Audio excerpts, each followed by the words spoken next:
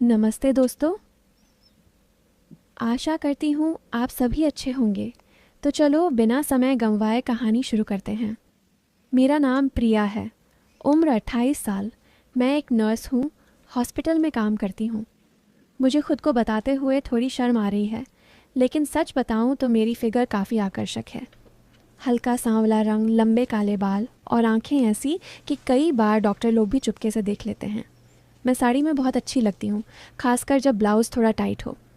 लेकिन मैं वैसी लड़की नहीं हूँ जो हर किसी के साथ वैसे चलो कहानी शुरू करती हूँ। ये कहानी उस हॉस्पिटल की है जहाँ मैं पिछले 3 साल से नर्स के रूप में काम कर रही हूँ। हॉस्पिटल का नाम है शांति मेडिकल सेंटर। छोटा सा लेकिन बहुत व्यस्त हॉस्पिटल है। यहाँ के सीनियर डॉक्टर हैं डॉक्टर अजय शर्मा। उम्र 35 साल। लंबे कद काठी वाले, चश्मा लगाते हैं। आवाज़ गहरी है और बात करने का तरीका इतना कॉन्फिडेंट है कि कई नर्सें उनसे बात करते वक्त घबरा जाती हैं। मैं उनसे काफ़ी पहले से काम कर रही थी, लेकिन असली बात शुरू हुई उस रात से जब उस रात हॉस्पिटल में सिर्फ हम दोनों ही ड्यूटी पर थे। जनरल वार्ड में सिर्फ 3 मरीज़ थे, वो भी सो चुके थे। रात के 11:40 बजे थे। मैं नर्स स्टेशन पर बैठी रिपोर्ट लिख रही थी। डॉक्टर अजय अभी अभी राउंड से लौटे थे। उन्होंने अपनी वाइट कोट उतारी, कुर्सी खींचकर मेरे बगल में बैठ गए। प्रिया, आज तुम्हारी साड़ी बहुत अच्छी लग रही है, उन्होंने कहा। मैंने मुस्कुराते हुए कहा, धन्यवाद सर, लेकिन आपकी नज़र तो हमेशा ही तेज़ रहती है। वे हंसे। फिर उन्होंने कहा, तुम्हें पता है तुम्हारे हाथ बहुत नरम हैं। जब तुम इंजेक्शन लगाती हो तो मरीज़ भी दर्द भूल जाते हैं। मैंने शर्माते हुए सिर झुका लिया, लेकिन अंदर से एक अजीब सा रोमांच हो रहा था। हम दोनों काफ़ी देर तक बातें करते रहे, छोटी छोटी बातें, लेकिन हर बात में कुछ ऐसा था कि लगता था जैसे कोई और एहसास छुपा हुआ है। डॉक्टर अजय ने कहा, प्रिया, तुम्हें कभी लगा है कि हम दोनों की ड्यूटी साथ साथ क्यों इतनी अच्छी लगती है? मैंने जवाब दिया, शायद इसलिए सर, क्योंकि आप बहुत अच्छे डॉक्टर हैं। वे मुस्कुराए। सिर्फ अच्छे डॉक्टर? मैंने उनकी आंखों में देखा और धीरे से बोली, और अच्छे इंसान भी। उस रात हम बहुत देर तक बातें करते रहे। कोई ख़ास हुआ नहीं, लेकिन हवा में कुछ था, जैसे कोई कोई अनकहा वादा। अगले कुछ हफ्तों में हमारी बातें बढ़ती गईं, लेकिन बिल्कुल सामान्य तरीके से। कभी ब्रेक रूम में चाय पीते हुए, कभी लेट नाइट ड्यूटी में रिपोर्ट चेक करते हुए। डॉक्टर अजय कभी कभी कहते, प्रिया, तुम थक गई हो लग रही हो, लेकिन फिर तुरंत बात बदल देते। मैं भी कुछ नहीं कहती, बस मुस्कुरा देती। एक दिन सुबह के 7 बजे की बात है। हॉस्पिटल में अभी शिफ्ट चेंज होने वाली थी। मैं ओटी ऑपरेशन थिएटर के बाहर स्टेरलाइजेशन रूम में थी, अकेली। डॉक्टर अजय अचानक अंदर आए। उन्होंने दरवाज़ा बंद किया। खड़े थे। सर, कुछ काम था? हाँ, मुझे वो पट्टी चाहिए थी जो तुम्हारे हाथ में है, बस इतना कहा। फिर वे पीछे हट गए।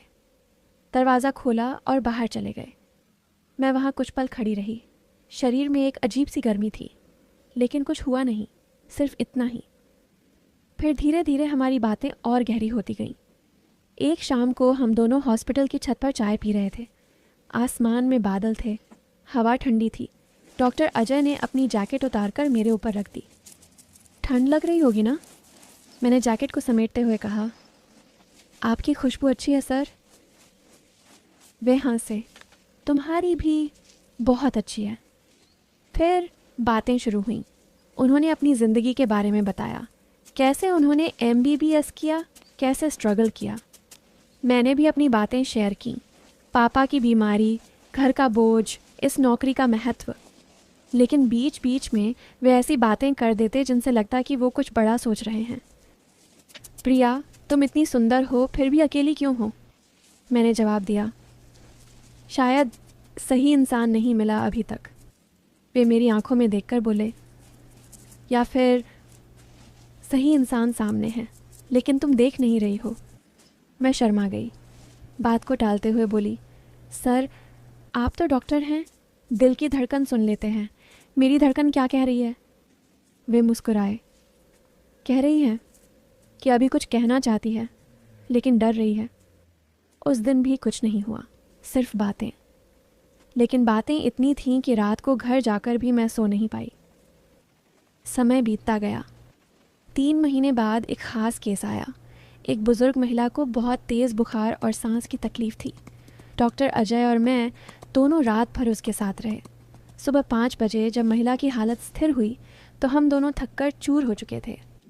उन्होंने कहा, प्रिया चलो मेरे केबिन में थोड़ा आराम कर लेते हैं। मैंने हिचकिचाते हुए हाँ कह दी। केबिन में सिर्फ एक छोटी सी सोफ़ा और उनकी चेयर थी। उन्होंने सोफ़े पर बैठने को कहा, खुद चेयर पर बैठ गए, फिर अचानक बोले, रिलैक्स प्रिया, बस रिलैक्स। उनकी आवाज़ बहुत धीमी और गहरी थी। मेरी आंखें बंद हो गईं। शरीर में एक अनोखी लहर दौड़ रही थी, लेकिन फिर भी कुछ नहीं हुआ। उन्होंने 10 से 12 मिनट बाद मुझे जगाएं। अब बेहतर लग रहा है ना? मैंने सिर हिलाया। बहुत, थैंक यू सर। फिर हम दोनों चुपचाप बैठे रहे, बस एक दूसरे की सांसें सुन रहे थे। इसके बाद हमारी एक दूसरे को समझने की क्षमता बढ़ती गई, लेकिन हर बार कुछ अनकहा रह जाता। महीनों बीत गए। एक दिन हॉस्पिटल में बड़ा इवेंट था, मेडिकल कैंप। बहुत सारे डॉक्टर और नर्स बाहर से आए थे। शाम को प्रोग्राम के बाद डॉक्टर अजय ने मुझे अपने केबिन में बुलाया। प्रिया, आज तुमने बहुत अच्छा काम किया। मैंने मुस्कुराकर कहा, आपके साथ काम करना ही अच्छा लगता है सर। वे मेरे पास आए। उनकी आंखों में कुछ था। प्रिया, मैं तुमसे कुछ कहना चाहता हूँ। मेरा दिल तेज़ धड़कने लगा। हाँ सर, तुम मेरी ज़िंदगी में बहुत महत्वपूर्ण हो गई हो, लेकिन मैं नहीं चाहता कि हम कोई गलत कदम उठाएं। मैं शादीशुदा हूँ, मेरी पत्नी और बच्चा हैं, लेकिन तुम्हारे साथ जो फीलिंग्स हैं वो मैं कंट्रोल नहीं कर पा रहा। मैं चुप रही। वे आगे बोले, मैं बस इतना चाहता हूँ कि तुम जान लो कि मैं तुम्हें बहुत चाहता हूँ, लेकिन हम दोनों प्रोफेशनल हैं। मैं अपनी लिमिट्स जानता हूँ। मैं घर आई तो बहुत उलझन में थी। एक तरफ उनकी बातें, उनकी नज़रें, दूसरी तरफ उनकी जिम्मेदारियाँ। मैं सोचती रही कि क्या ये सब सही है।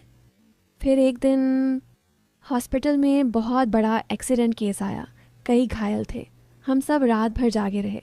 सुबह जब सब शांत हुआ तो डॉक्टर अजय अचानक बेहोश हो गए। ब्लड प्रेशर बहुत गिर गया था, थकान और स्ट्रेस की वजह से। मैंने उन्हें उनके केबिन में लिटाया। उनका सही आए तो सबसे पहले मेरी तरफ देखा। प्रिया, तुम यहाँ? हाँ सर, आप ठीक हैं ना? वे मुस्कुराए, कमज़ोर मुस्कान। अब ठीक हूँ क्योंकि तुम हो। उस दिन मैंने उन्हें पानी पिलाया, दवाई दी, उनकी पत्नी को फ़ोन करके बताया, लेकिन उनकी पत्नी शहर से बाहर थी। दोपहर तक वे ठीक हो गए, लेकिन मैंने उन्हें घर जाने नहीं दिया। कहा, आज आप आराम कीजिए, मैं हूँ ना। शाम को जब हॉस्पिटल खाली हो गया, मैं उनके केबिन में उनके पास बैठी थी। वे बोले, प्रिया, आज तुमने मुझे जितना संभाला वो मेरी पत्नी भी शायद नहीं कर पाती। मैंने कहा, सर, ये मेरा फ़र्ज़ है।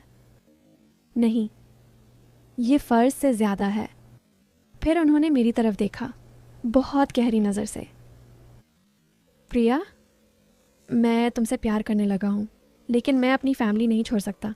क्या तुम मेरे साथ इस तरह रह सकती हो, बिना किसी दबाव के, सिर्फ दिल से? मैंने काफ़ी देर तक सोचा, फिर धीरे से कहा, सर, मैं भी आपको बहुत रिस्पेक्ट करती हूँ, लेकिन मैं ऐसी लड़की नहीं हूँ जो किसी की दूसरी बनकर रहूँ। मैं या तो पूरी तरह से हूँ या बिल्कुल नहीं। वे चुप हो गए। उसके बाद कई दिन हम दोनों थोड़े अजीब से रहे। बातें कम हो गईं, लेकिन नज़रें अब भी मिलती थीं। फिर 1 महीने बाद डॉक्टर अजय की पत्नी को पता चल गया कि हम दोनों की बहुत नज़दीकियाँ हैं। उन्होंने हॉस्पिटल में आकर सीन क्रिएट किया, बहुत शोर मचाया। मैं रोई। डॉक्टर अजय ने मुझे बचाने की कोशिश की, लेकिन मामला बढ़ गया। अंत में डॉक्टर अजय ने फैसला किया कि वो अपनी फैमिली के साथ रहेंगे। उन्होंने मुझे अलग से बुलाकर कहा, प्रिया, मैं तुम्हें कभी नहीं भूल पाऊँगा। तुमने मुझे वो फीलिंग्स दी जो सालों से नहीं थीं, लेकिन मैं अपनी बच्चों का घर नहीं तोड़ सकता। मुझे माफ़ कर दो। मैंने रोते हुए कहा। मैं समझती हूँ सर, आप जा सकते हैं, लेकिन अंदर से बहुत दर्द था। कुछ दिनों बाद मैंने हॉस्पिटल में रिज़ाइन कर दिया, नई जगह ज्वाइन कर ली। समय बीतता गया। 2 साल बाद मैं अब एक बड़े हॉस्पिटल में सीनियर नर्स हूँ। शादी कर ली है। मेरे पति बहुत अच्छे इंसान हैं, डॉक्टर नहीं लेकिन बहुत केयरिंग हैं। एक दिन अचानक डॉक्टर अजय मेरे नए हॉस्पिटल में आए किसी कॉन्फ्रेंस के लिए। हम दोनों आमने सामने हुए। वे मुस्कुराए। प्रिया, तुम बहुत खुश लग रही हो। मैंने कहा, हाँ सर, अब हूँ। वे बोले, मैं खुश हूँ तुम्हारे लिए, सच में। फिर उन्होंने धीरे से कहा, वो सब याद है ना? मैंने सिर हिलाया। याद है सर, लेकिन वो सब सिर्फ यादें हैं, अच्छी यादें। वे कुछ पल चुप रहे, फिर बोले, तुमने सही फैसला लिया था प्रिया। मैंने भी, लेकिन कभी कभी सोचता हूँ अगर वो रातें और आगे बढ़ जाती तो क्या होता। मैंने मुस्कुराते हुए कहा, तो शायद आज हम दोनों यहाँ इस तरह नहीं मिल पाते सर। शायद हम दोनों के दिल में सिर्फ पछतावा होता, लेकिन आज दिल में सिर्फ प्यार भरी यादें हैं, बिना किसी गिल्ट के। वे हंसे, सच्ची हंसी। तुम अभी भी वही स्मार्ट और समझदार लड़की हो। फिर हम दोनों ने चाय पी, पुरानी बातें की, सिर्फ 2 पुराने दोस्तों की तरह। कहानी का अंत यही है। कई बार लगता है कि इंसान को प्यार करने के लिए सिर्फ दिल और समझ की ज़रूरत होती है। और हाँ, डॉक्टर अजय आज भी अच्छे डॉक्टर हैं, अच्छे हैं, और मैं अच्छी नर्स। बस कभी कभी पुरानी यादें मुस्कुरा देती हैं। तो दोस्तों, दमदार थी ना कहानी।